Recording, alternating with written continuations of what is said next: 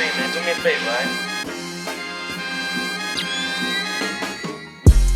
Hello, people of the world. What is up? My name is Rich, and today we're bringing you another episode of the Stay Rich in Spirit podcast. I got my boy Eli. He here with me today. You know, he gonna be helping me.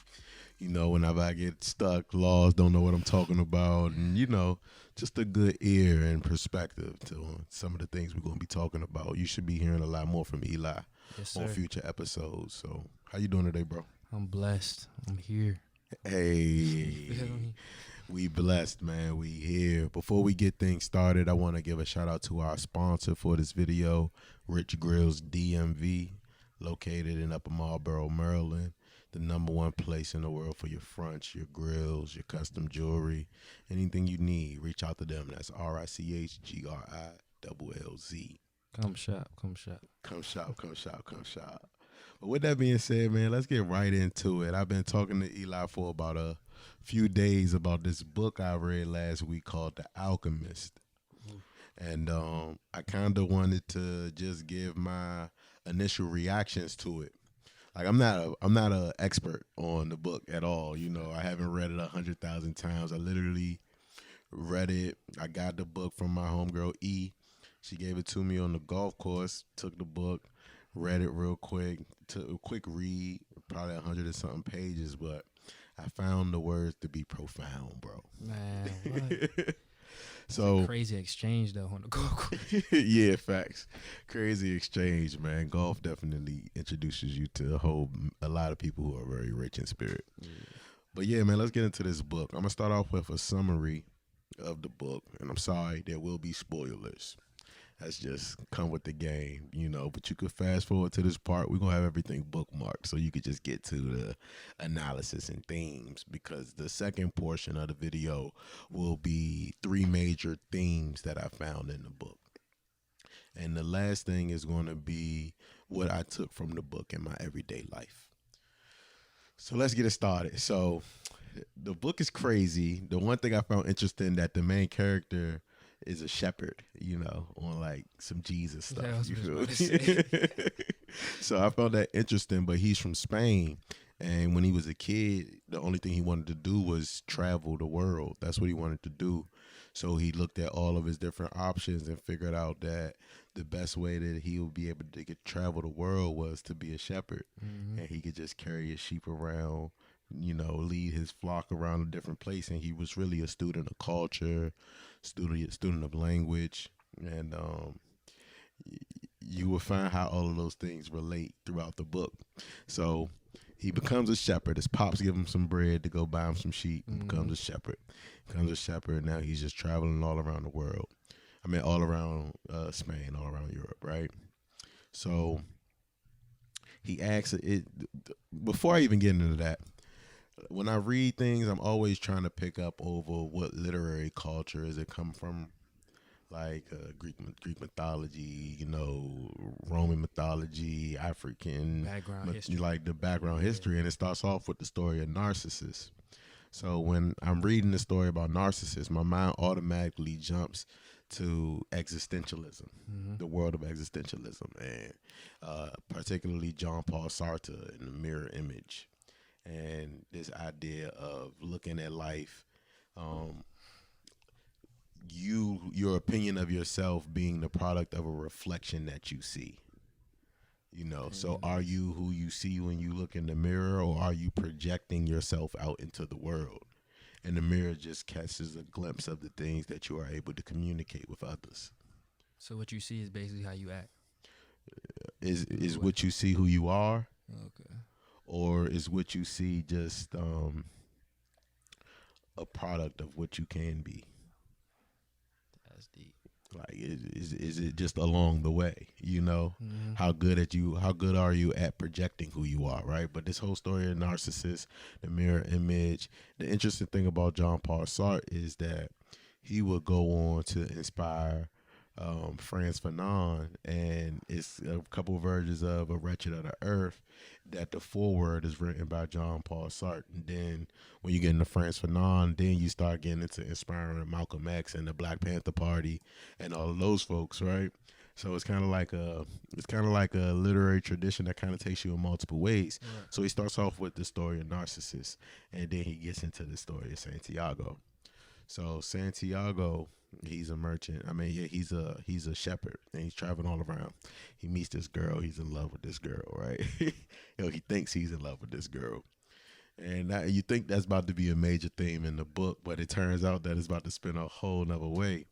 The thing about him, he's reading this book, and he finishes reading the book, and he's thinking like, and at night he would just crash somewhere. He's a shepherd, you know, so he reading this book, and he would use the book as a pillow at night. So he's saying, "Damn, next time I'm gonna buy a bigger book. It'll make for a better pillow, right?" Little stuff like that is just some nice, cool humor. So he has a dream one night that he has to go to Egypt to see the pyramids, or Kemet to see the pyramids, right? To receive a chair, and it's a treasure at the foot of them, right? It's a treasure. So he's like, that's crazy. So he don't know what the dream means. So he goes to an interpreter to tell him like, what does this dream mean? The interpreter like, yo, I tell you what your dream mean, right? But you have to promise me 10% of your treasure. So he like, man, 10% of that, what's that got to do with anything? Sure, I ain't about that. Yeah, we were just talking about understanding too earlier. Right? So Everybody he's like, all right, bet, cool. So she's like, yeah, you got to go to the pyramids, get your treasure. Like, same thing the dream said. Like, as you go get to the pyramids, and there's a treasure waiting for you there. So he's like, okay, all right, cool. So he's thinking about going back to town that he saw the girl in. On his way back, he meet this old man who says he's the king of Salem, and that he knows his personal legend, and he knows of a treasure waiting for him. And you know, if he wants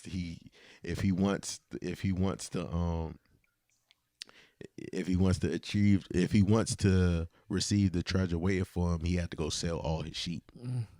So he goes, and he's thinking about this, like, dog, like a sacrifice, basically. a little sacrifice, right? And his sheep is worth some money. You feel me? It's fortune. And he knew his sheep well. Like he would think, like, he would say little stuff like, man, like he were the sheep adjusting to his way of life, or was he adjusting to the life of the sheep, or did him and the sheep come up with just a mutual understanding of how things are supposed to work out? Like, it's all of these different, like, existential kind of like phenomenal thinking that's going on in the book, throughout the book. So it got me turned up. I like existentialism. I like learning about it. Like everybody, even the Heideggers and the Dostoevskys and all of those guys. Like, that's my, like, yeah, we could go there. You feel me? Like, so all this going on. So he sells the sheep, right? He sells the sheep, and that ends up getting him passage to go to Africa, to Egypt. So he get to Egypt, and he get to this town. I forgot what the name of the town was, but He gotta have a master plan though. If you just show his fortune though. nah. So the king give him two stones, a white stone and a black stone, and he said, the white stone is like yes, black stone is no. If you ever got a big problem, need to face a big decision, then you need to just pick one stone from a pouch or something in your pocket. Whichever one you pick out, that's gonna be the answer, right? Okay. King is like, and it gives him, and the sheep end up being his transportation money, the money he needed to get over there. Right. So he gets over there, and he's at this crystal shop, and he gets robbed. The thief robs him of all his bread, right? So he ain't got no more bread. So he end up coming back and ends up working at the crystal shop for this old man, this old Muslim guy. So he's working at the crystal shop, and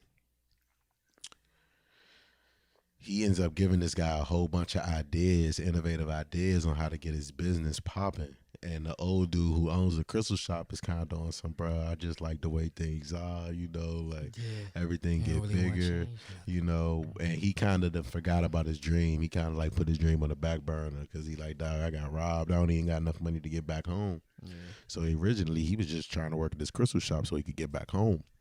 So he's at the crystal shop, and he's he becomes like a good fortune for the crystal shop. You feel me? Like, cause the owner started taking risks. Like the owner had gave up on his dreams a long time ago. So he at one time he wanted to like go to Mecca and all these other things to do his pilgrimage, but now he's just like, bro, I'm gonna just run my shop and whatever, you know, Yeah. a couple of clients. The shop used to be popping, it ain't popping no more. All of this, all of that. Conceded now. So he gets the guy to talking. He gets the guy to like change his ways and take more risk in business. And the shop ends up becoming incredibly successful. And he got a really big commission because when he negotiated his deal on selling the crystals in the crystal shop, like the dude didn't think that business would go up like it did, Right. you know. So dude racked up, and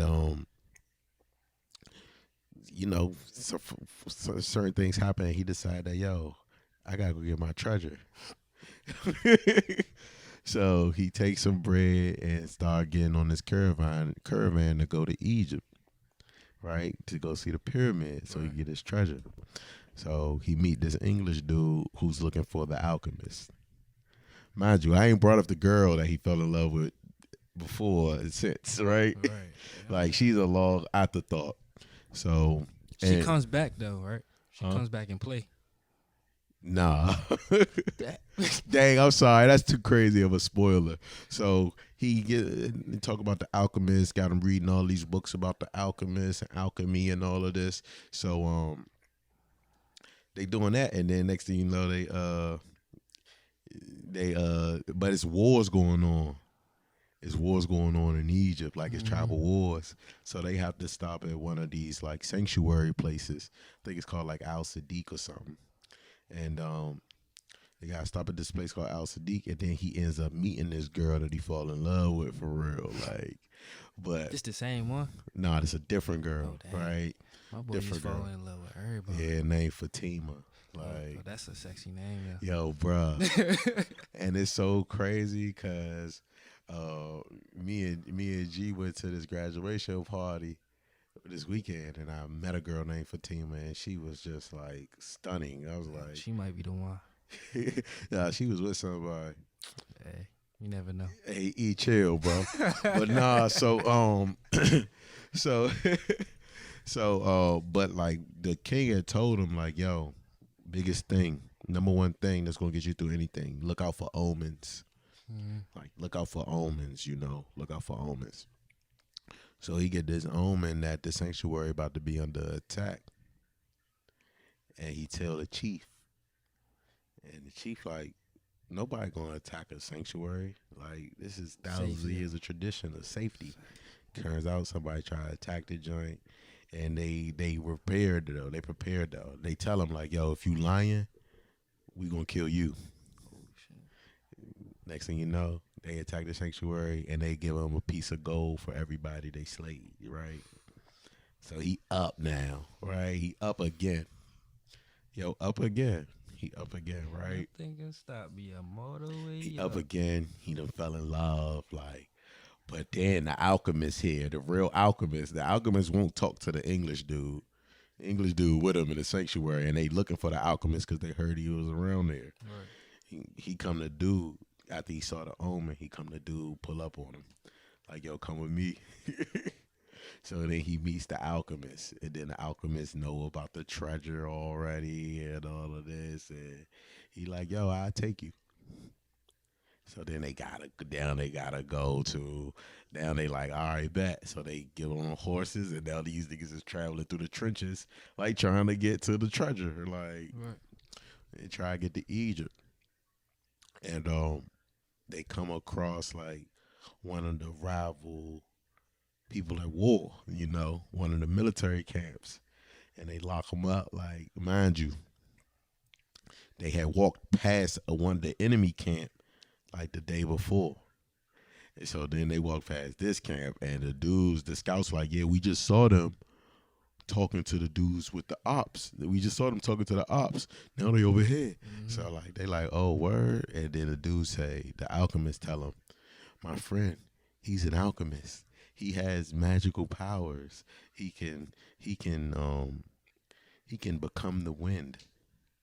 right? The Alchemist said that. Yeah, about Santiago. Okay. Mind you, we still talk about a shepherd from Right. Spain. Now we in the middle of Egypt, right? He My trying boy to get his just came natural from a treasure. shepherd to the all-knowing. You feel me? Like really going in, bro. So the dude, like, I don't know how to do that. But another thing they was talking about was the one language, like, and he was talking about like how when he learned the omen, when he saw the omen, it was him basically just seeing something off in the desert.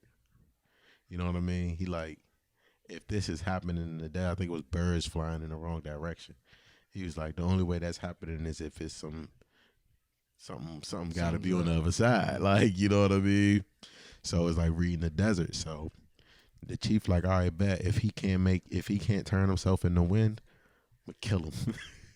This dude always, he always about to get killed. Yo, bro, like he faced death so many times, bro. So he's the display time, you gotta turn yourself in the wind. He goes and talks to the desert. The desert like, nah, I don't know how to do that. So then he goes, you should ask the wind. You know what I'm saying? So then he goes and asks the wind. And the wind like, well, we know what a desert is, but the wind, I'm the wind, and I come from any direction and go any direction. I come and go as I please. But they don't even know how to they don't even know how to change a man in the wind. So then he's like, you gotta ask the heavens.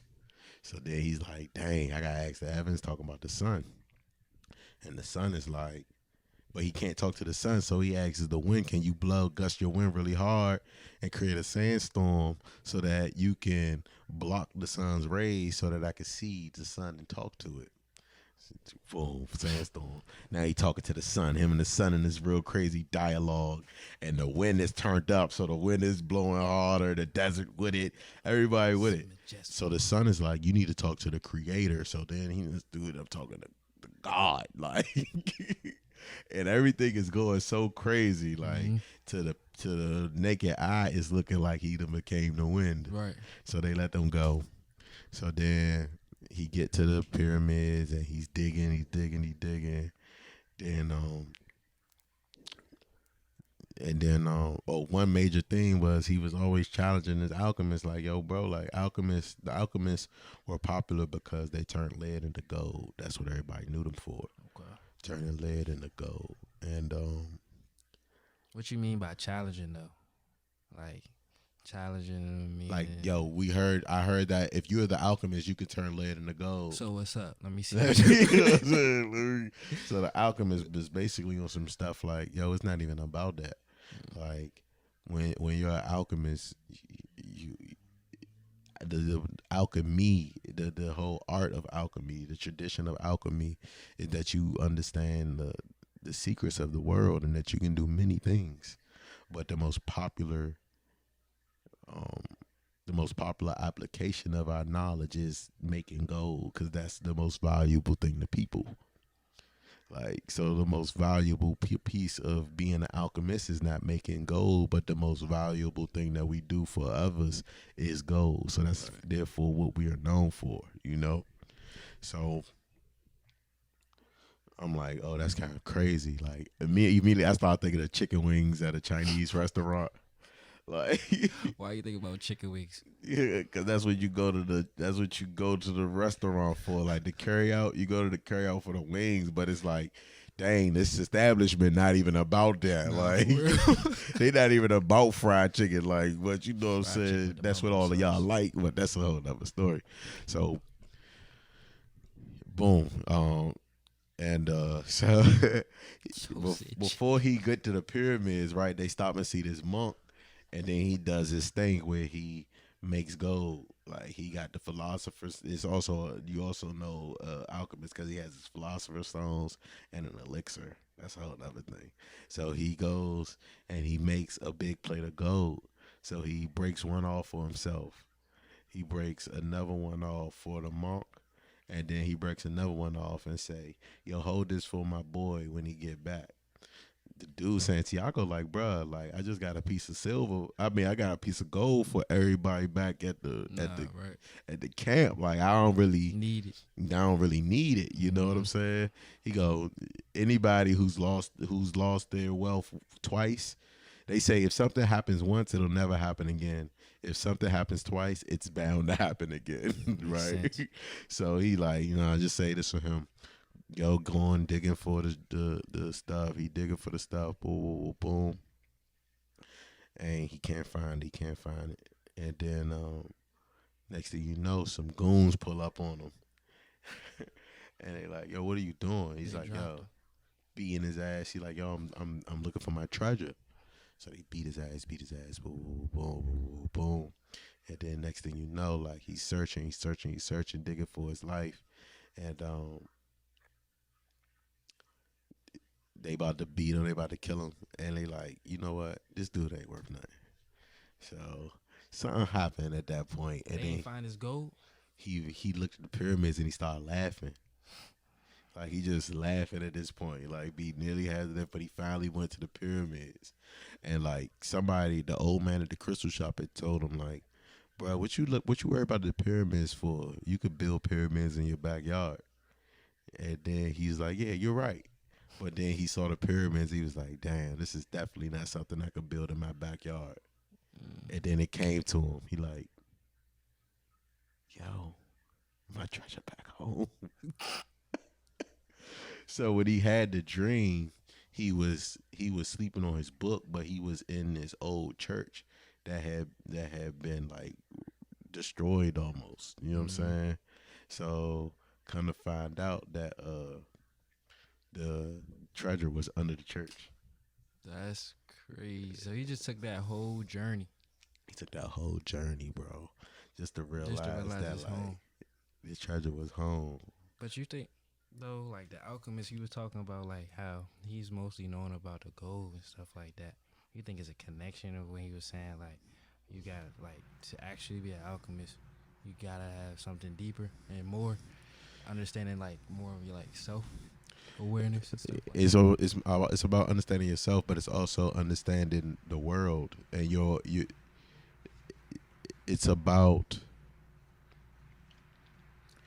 about understanding yourself. It's about understanding your own potential, but it's about understanding your own personal legend. It's understanding what you're supposed to do in the world, right? your value.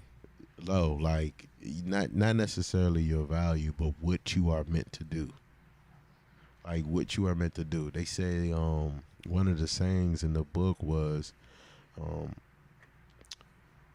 when one figures out what they want from the world, when one figures out what they want, the entire world conspires to help them achieve it. Right? So it's three major themes. It's three major themes in the book that we're going to cover. The first one is personal legend. Personal legend. The second one is this idea of MacTab that they talk about in the book. And the third is going to be Omens. Right? But before we get into that, I definitely wanted to take a second to, again, just thank our sponsors. Without y'all, it would not be possible. Thank you to right now we're going to be shouting out MR Installation LLC, a commercial and residential installation company located in the DMV. If you guys need anything related to insulating your home, keeping everything energy effective, make sure you hit them up at mrinstallationllc.com. Hit them up. You know it. But first thing, personal legend, right? Do me a favor and look up like quotes about popular quotes from the Alchemist. So like the personal legend was like, it's like the thing that you are meant to do. It's like who you are meant to be. Like the places you have to go, the people you have to meet, the things you have to achieve in this life. And many, I believe the author thinks that everyone has a personal legend, but people choose to ignore it or people don't understand it. Right? And so it was just you'll never be satisfied unless you achieve your personal legend. And then the concept of love comes into play when he's talking to Fatima. And when he's talking about Fatima, he keeps thinking about Fatima. And Fatima tells him, like, I'm a woman of the desert. Like, when our men leave, we don't know if they're coming back or not. But if you have this, if you have this vision for your own life, like if you see this treasure, you'll never be happy unless you go and get that treasure, right? So I'm like, dog, that's crazy. You just said this quote stands out to me. When we strive to become better than we are, everything around us becomes better too. When we strive to become better than what we are, everything around us becomes Respect. better too. That's real though. You know, everything has to elevate to your expectation. I think everything has to elevate to your expectation. And the more you want from us, the more you start to evaluate what you can get from things to help you along that way. You know? Everything is what you see in it. You know? Formulating the perspective of yourself. Exactly. But that's kind of like the opposite of what we would talk about. Eli was in my communications 101 class. That's how I met him. But you remember we were talking about self-reflected appraisal. Yeah. But this is the opposite. This is when you increase the value of the things around you. Like building a big house in the neighborhood, you know, it increases the value of the other houses around it. Increase the whole That's a different type of appraisal. That's a understanding your worth and then carrying that worth with you everywhere that you go, and therefore making the things around you worth more. things will follow if you take the leadership on it. No, that's real. So like personal legend was like a big one for me. Like how to achieve your personal legend. That one must achieve their personal legend. The second thing was this idea of maktab, and maktab is a Muslim concept. Is a concept from Islam that he hears from the crystal shop owner, and it translates simply to "it was written."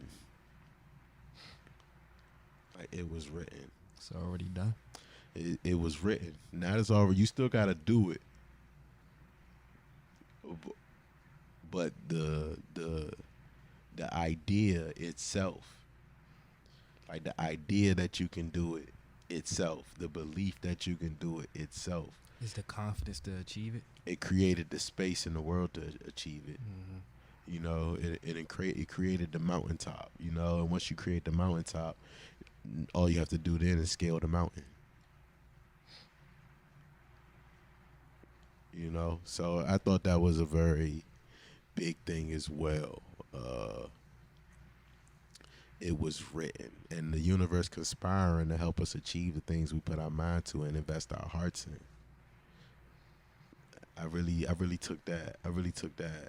That strongly in the book. The next concept was omens. Like you have to listen to omens. Like the universe is going to conspire together to help you achieve what you want, but you have to be able to speak the language of the universe, or you won't be able to understand these things. The one language. The one language. They call it the one language. Like there's one language, and you see things become a part of that one language in life every day. Like if you ever go to some place and you don't speak the same language as that person, and you're able to find commonality in some way to get the point across from one way to another, like, or just this idea that there is a truth that exists that we can all tap into, and sometimes lies just be the perspectives, the bias of perspective, or the ignorance of perspective. But it's something that links every human together. It's something that links every human to everything in nature together. It's something that connects every human with everything in nature to God. It's something that connects us all. But are we searching for the connection, or are we searching for the things that makes us different? What do we aspire? Do we aspire for separation, or do we aspire for connection? Connection or distinction? I think connection is also understanding. That's like wisdom and stuff like that. Understanding and wisdom also gets back to this idea of language. Somebody could be telling you the secrets of the universe directly to your face, but if they don't speak English, will you understand it? Or will it just sound like rubble? They don't understand. It's definitely gonna be some rubble. You gonna get rocks, bro. Boo, throwing tomatoes. Too many. But that also gets to a deeper point, something that I cover in my dissertation, which is this idea of ancestral memory. Like, I feel as though our ancestors leave secrets to the universe that they figured out for us. In what way? It's in our membrane. Like, we come from an egg, we come from a sperm cell.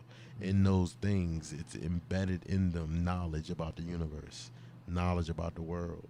So when you see a little kid and they like, oh, he got an old soul, or you see somebody, or you kind of, kids already got their personality, you know? Yeah. Like, you already see all of these things because they're born with certain markers in them that are familiar with the environment that's going on.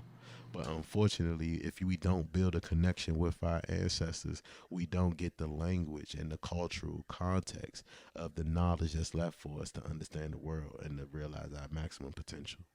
Facts. Think about it, like, how important is it for someone to know their mother or know their father? Very important. It's some crazy situations out here where people don't get to do that, and those people are still capable of anything, right? You don't need both of your parents or any of your parents to be great in this life, but how valuable is that connection between a mother and father? I mean, a mother and father with their child. Like, you understand them, you understand things about yourself that you can't learn from anywhere else. Then imagine a connection that we have with our grandparents. Then imagine if we're able to have that connection with our great-grandparents.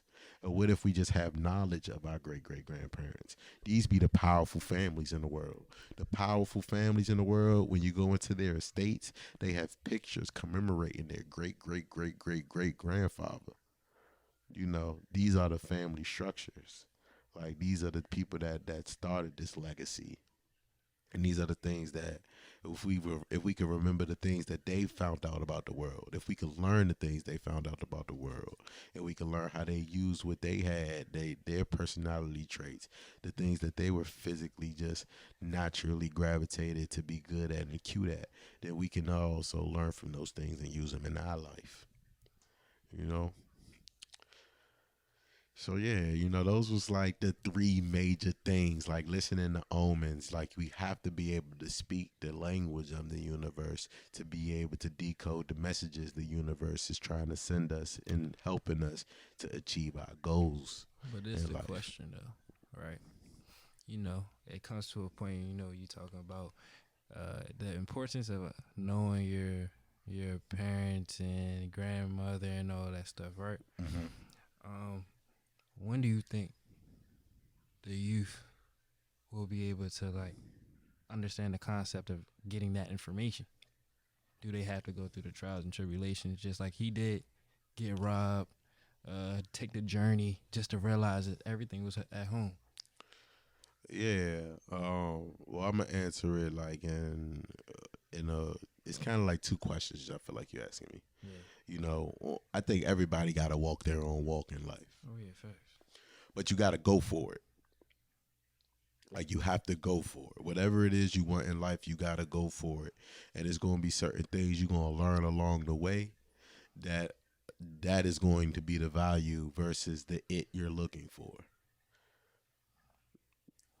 Like, him getting his treasure was good, but he turned himself into the wind. True. You know what I mean? Yeah. A person like that is capable of anything. Yeah. The person you'll become to get where you're trying to go will be the person who is able to do something else. The person who's able to achieve one dream now has the ability to dream again. And this time it'll be easier. But on the other end, to answer your other side of your question, like, our connection with our parents and our grandparents and our aunts and uncles and everybody who contributed to where we are today. And it gets even crazier for the African American community because we become linked to everyone who also fought for the struggle for freedom and equality in this country too. Like we can learn from studying the Malcolm X's, the Martin Luther Kings, the Marcus Garveys, the Fannie Lou Hammers, the Ella Bakers, all of those people. We can learn from them in the modern day. But we could also learn from our mothers and fathers and uncles and aunts and grandparents and great grandparents and great great grandparents. You know, They go into the extent of co-workers. it gets deep, but it's very important to understand your bloodline because the things that they experience, the trauma they experience, lives on in your flesh. That's real. You might have your spirit belongs to you, but your flesh is something you've shared. It's something you've adopted. You adopted and adapted to. You know, our consciousness is enveloped in our bodies, but our bodies tell a story too. But if we gotta understand the language of our ancestors to understand our bodies in the different ways that we can use our bodies to manifest the ideas to manifest the ideas we have in our spirits. We gotta love our bodies first. We gotta love our bodies, and what does that mean? You know, does that mean just loving your body or loving the people you got your body from? True. Like your body started in the womb of another person's body. So what makes you think that taking care of it is separate and distinct from taking care of yourself? It's a quote right here that stick out. Because when we love, we always try to become better than we are. Because when we love, we always strive to become better than we are. Another quote from the book, not exact, is true love will never keep someone away from achieving their personal legend. Say that again. True love will never prevent someone from achieving their personal legend. And like Fatima was supposed to represent that because she's like, and he's at one point in the book, he like, bro, like, I think I'm gonna just go back with her. And the alchemist like, if you go back to her, you know what's gonna happen? He go, the people at the Oasis is gonna love you, right? You're gonna keep reading the Omens and benefiting the city and keeping them from impending danger, and you're gonna grow to be a wealthy man. He goes, but if you stop pursuing your personal legend, the omens will stop talking to you. The universe will no longer conspire to bring you fortune. The universe only wants to bring fortune to people who are actively pursuing what they're trying to do in life. Your ability to do it is your ability to translate those omens, right? Mm-hmm. So once you no longer able to translate the omens, the people of the city will no longer have no use to you of you. Yeah, you'll have your money, but the regard that you would have otherwise maintained will be lost. Your reputation will be ruined. And then Fatima, she'll still love you, even though you're miserable, but she'll always blame herself for being the reason why you never truly achieved your personal legend. Like once God give you the vision, you gotta go. Right. You gotta go. And if you don't go for it, the only person you have to blame is yourself. And all the people who love you will take part of the blame themselves for you not achieving it. Because they saw it through you. They saw it through your eyes. They seen the potential. They see your dreams. They see the dreams in the reflection of the glare of your eyes, your iris. And that's kind of like, you know, those like the three major themes that I got from The Alchemist, you know, three major themes. So the last thing I guess I want to talk about is what I took from the book. What did you take from the book? First of all, I think I'm the alchemist. Yeah? How come? Alchemist. Only because the language, man, like understanding the language, speaking the language is something that I feel like is natural to me. And I also have identified my pyramids. Like, what is the thing that I have to do to get my treasure? And for me, those things, the biggest thing is finishing this doctoral program. Right. I gotta finish this doctoral program. It'd be so hard. It's such a struggle. Managing time. It's not even managing time. It's really about uh, publishing something that's going to define your philosophy of the world Right. forever. Like, what will be the purpose of my dissertation? What will it do in the world? And what could someone do with it if it fell into the wrong hands? These be the things I be trying to write so that it's indestructible and that it also can't be used for ways that it wasn't intended to. But I mean, when I think of that, what you just said, I think about like the atomic bomb, bro. What you mean? You know what I mean? I mean, it's people who are out there. It's in the right hands and the wrong hands. But Yeah. who knows? You know what I mean? Real talk. But I'm trying to write something more like the Bible, I feel you. where like even in the wrong hands, the power of truth and the power of the word of God still remains a beacon of hope towards your life. So you're gonna have a lot of wisdom in it. Oh, I'm dropping gems. I'm dropping gems. But the biggest thing about writing a paper like that is not necessarily the gems I'm dropping, but it's all the gems that I'm bringing to the table from scholars around the world who thinking about the same things I am. But a part of creating or a part of calling yourself an expert of something is adding to the language. Mm. So when people use certain terms, it automatically signifies that you're coming from this school of thought. So yeah, man, we gonna go in. But I gotta achieve my personal legend. And anything I have to receive my treasure. And anything or anybody that enters my life must be fully committed to me achieving my personal legend and getting my treasure too. So you think you started as a shepherd? Oh, I am a shepherd, baby. I started off as a shepherd, man. Sold my sheep. Now I'm learning the secrets of alchemy.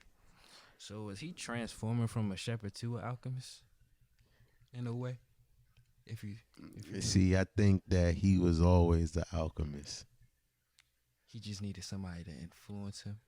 I think becoming an alchemist is sometimes it could be a part of becoming. It was a part of his personal legend. Mm. He had to become, and I think everybody's personal legend isn't like grandiose. You know, I think some people's personal legend is to help others achieve a bigger personal legend. You know, like the personal legend of people, and it's not promised.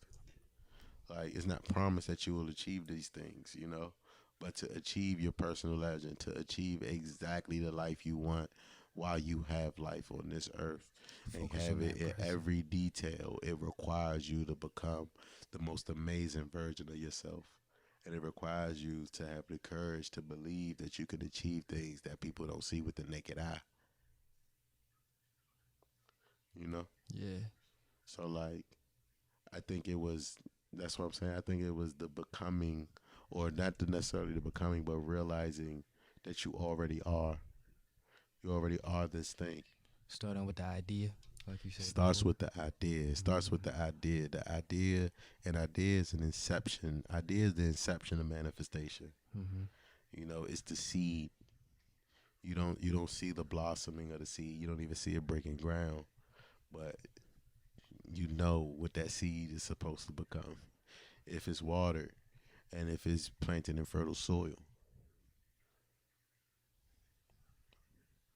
That also comes with disciplines, though. Not a lot of. I can't say a lot of people understand the discipline. I mean, everybody going on, but rather a lot of people understand discipline, or rather they don't understand discipline. It's a part of the. It's a part of journey.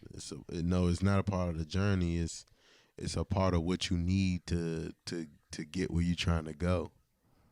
Like it's one of the secrets. That makes sense. Like it don't like I'm not really. I think that was a mistake I would make often when I was talking to people. I would be like, most people this, most people that. It don't matter what most people are or are not doing. Like the people who are doing this are getting advantages from doing it. The people who are able to achieve and maintain discipline, they are reaping the benefits of living a lifestyle with that as a primary pillar. Those who lack discipline are suffering the effects from not having discipline. All right. You know? So less pointing fingers and more pointing finger at you. Yeah. Mirror. Can I see the reflection? You feel me? I'm not a critic, man. I am not a critic. I am not a critic. You ain't a critic. I'm not a critic. I'm I'm an example. Like, facts. you know, like I can't be a critic. I can't be critical of anybody else because what I'm going to do is somebody being critical of me. Right. You know, like I'm an example of. I am an example of what I believe in. I am an example of who I am. You know, I am an example of what I believe. Seeds. You know, and let that be the seed that's planted. Yeah. Not me telling you what's wrong with you. What you need to improve on. You see the problem with all of you. Nah, I'm not into that, man. Yeah. Like these are the problems that I'm trying to overcome, and these are some problems that I have overcame in my life. I can only give what I learned. Facts. You know. That's all anybody can do, though. That's all anybody could do. But man, I really want to thank everybody for listening out. I want to thank our sponsors, Rich Girls and MR Installation. Yeah. For you know, sponsoring this whole situation. I want to give a special thanks to my boy Eli. I want to give a special thanks to my homegirl Eda for giving me the book in the first place. We're gonna be doing a lot more reviews of different things we come along. Books, movies, everything. I haven't seen that last Black Panther, so that might be next. You know what I'm saying? We might gotta watch that for the next episode. But no, man. With that being said, peace, love, and light. Thanks for tuning in. Stay rich in spirit and try not to make poor decisions. Peace.